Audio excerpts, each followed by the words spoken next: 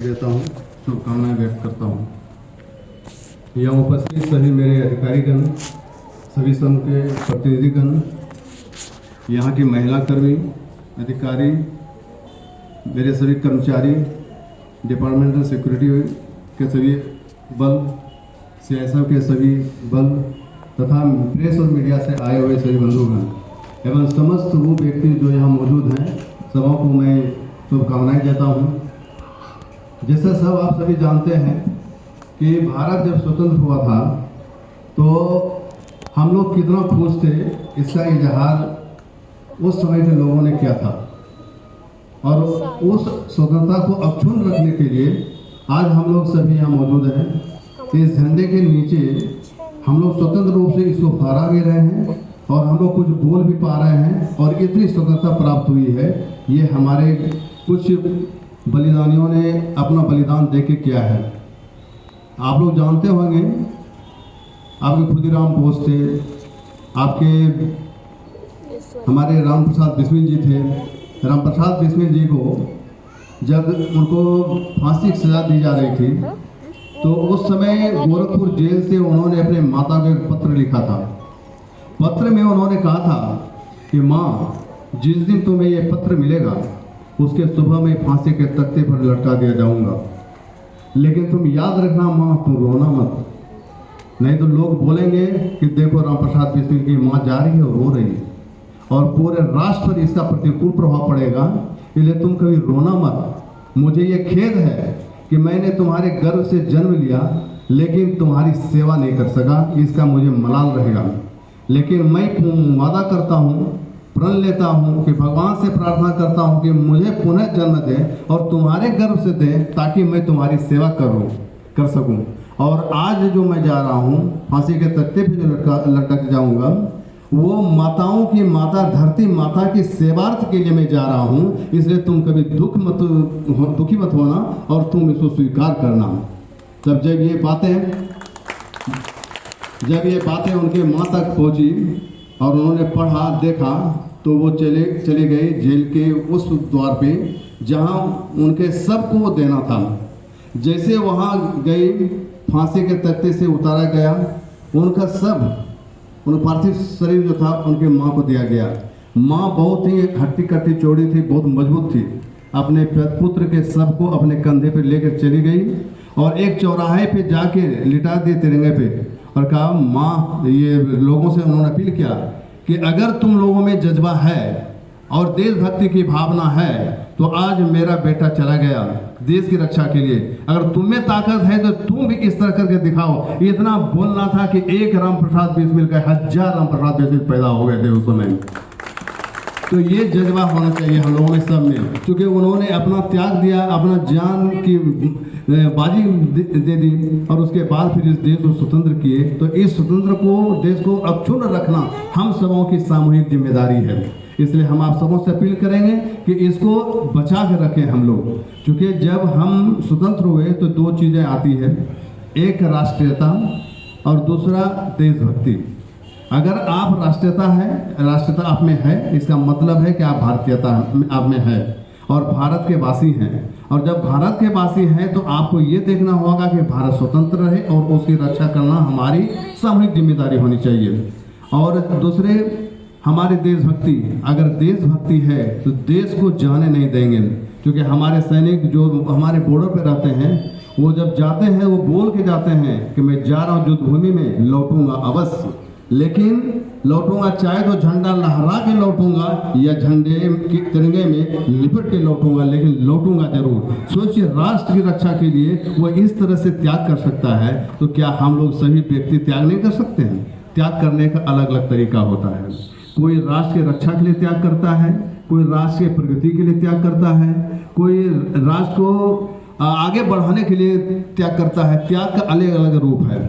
जैसे हम लोग हैं, अगर राष्ट्र को आगे बढ़ाना है तो हमको कर्मठ होना होगा, हमको उसके प्रति काफ़ी सजग होना पड़ेगा, राष्ट्र के प्रति। जैसे आप जिस क्षेत्र में हैं वहीं से आप राष्ट्र को दीजिए।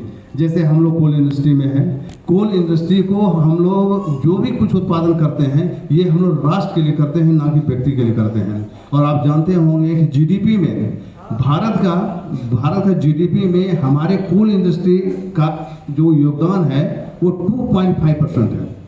आप सोच सकते हैं कि हमारा योगदान कितना है।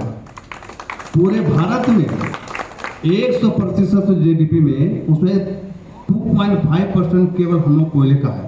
और हम लोग अगर ये देते हैं तो ये सोचिए कि राष्ट्र को हम कुछ दे रहे हैं, तो राष्ट्र को दे रहे हैं तो हम लोगों को उसी ईमानदारी के साथ काम करनी है और उनको राष्ट्र को सुपुर्द करना है। जिससे आज 2.5 है, कल 3 हो, कल परसों 3.5 हो। ये आपका विश्व में कोयला उत्पादक देश में ये दूसरा स्थान रखता है। पहला चीन का है, तब इसका है, पोलैंड का है, यूएसए का है, ऑस्ट्रेलिया का है, लेकिन अपना स्थान दूसरा आता है। 1 बिलियन टन कोयला हम लोग लास्ट ईयर क्रॉस करके प्रोडक्शन में। आप सोच सकते हैं कि हम लोग सतत प्रयास कर रहे हैं। कोयला उत्पादन में केवल कोयला उत्पादन में लगे हुए व्यक्ति नहीं, उसमें जितने भी व्यक्ति हैं, चाहे वो हमारा सीआईएसएफ के जवान हो, चाहे हमारे रैयत हों, चाहे हमारे ग्रामीण हों, हमारे कर्मचारी हों, हमारे अधिकारी हों, हमारे प्रति सभी जो ये हमारे प्रेस मीडिया के आदमी हैं, हमारे सभी संगठन के प्रतिनिधिगण और इनसे जुड़े हुए व्यक्ति, सबों की जिम्मेदारी है और सबों का इसमें लगाव रहता है, तब कुछ हम लोग कर पाते हैं। तो इसी तरह अगर हम लोग अच्छा करते जाएंगे, अच्छा और जाएगा तो राष्ट्र का निर्माण होगा, अच्छा निर्माण होगा। अभी हम लोग बहुत प्रगति पे हैं, तो हमारा ये सेंस आपके सामने यही है कि हम लोग जिस क्षेत्र में है उसी क्षेत्र से काम करें। अभी चूँकि यहाँ हम लोगों का बरोरा क्षेत्र है, बरोरा क्षेत्र का अभी थोड़ा सा परफॉर्मेंस गिरा हुआ है, उसका फिर पिकअप पकड़ लेंगे हम लोग, कोई दिक्कत नहीं है, लेकिन समय का फिर है वो हो जाएगा।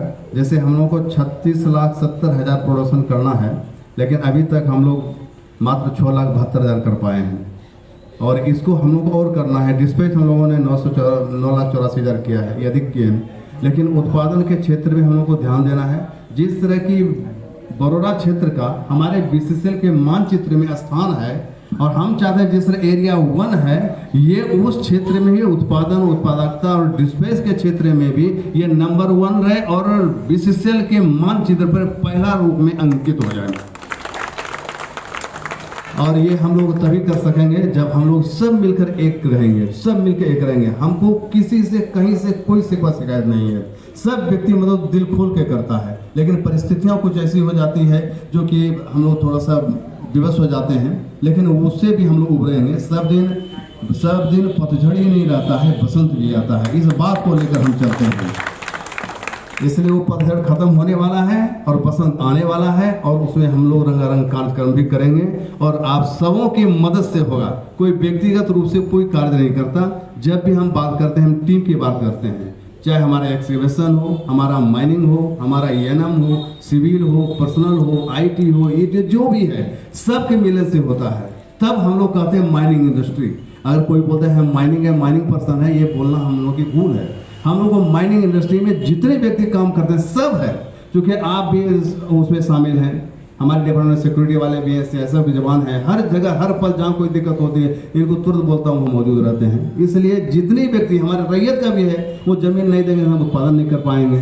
ग्रामीणों का है जो सहयोग करते हैं, जितने भी व्यक्ति हैं, हमारे प्रेस मीडिया जो कि प्रमुखता से पेपर में छापते रहते हैं अच्छी बातों को, और उसको हम लोग देखते हैं और उसके आधार पर एक्ट भी करते हैं। तो इसलिए सबों की सामूहिक जिम्मेदारी है और सब हमको मदद कर रहे हैं, हमको मतलब बरोरा क्षेत्र को और बीसीसीएल को ये हो। तो मैं सबों को इस मैंने सिविल स्वतंत्रता दिवस के शुभ अवसर पर मैं सबों को तहे दिल से धन्यवाद देता हूं और मैं यही चाहूँगा कि आप लोग निरंतर बढ़ते रहिए, प्रगति के पथ पर जाइए, गति दीजिए तब प्रगति पाइए। पहले गति दीजिए तब प्रगति की बात सोचिए। अगर गति नहीं दिए हैं और प्रगति सोचिएगा तो नहीं चल जाए। हमको जाना है यहाँ से कैमो का स्थान पे, जब तक हम यहाँ से चलेंगे वहाँ पहुँच नहीं सकते हैं। ठीक उसी तरह जब हम किसी कार्य में जाते हैं, कार्य को करेंगे तभी उस कार्य से हमको परिणाम स्वरूप कुछ मिलेगा। हम वो भी उठाते हैं तो कोयला निकलता है, वो भी उठाएंगे ही नहीं तो कोयला कहाँ से मिलेगा। इसीलिए अगर प्रगति चाहते हैं तो उसमें आप गति दीजिए, गति के साथ साथ प्रगति आता है। इसलिए आप सबों से मेरा अपील रहेगा कि एरिया 1 जो है क्षेत्र बरोरा एरिया, इसको बीसीसीएल के मानचित्र में एक रखिए और सदा एक रखिए, ताकि हम शान से बोल सकें और झंडे के नीचे सब प्रण लीजिए कि हम लोग इसको जो टारगेट दिया गया है कंपनी के द्वारा हम लोग अचीव करेंगे। क्या जी हो जाएगा ना? हाँ, थोड़ा बोली में ताजगी नहीं दिख रहा है, थोड़ा उस हिसाब से बोलिए ना, हो जाएगा ना जी। हाँ, आज स्वतंत्रता दिवस है, इसमें हम लोग प्रण लेते हैं, हम लोग करेंगे और दिखाएंगे भी, लोगों के सामने इसको अंकित करेंगे।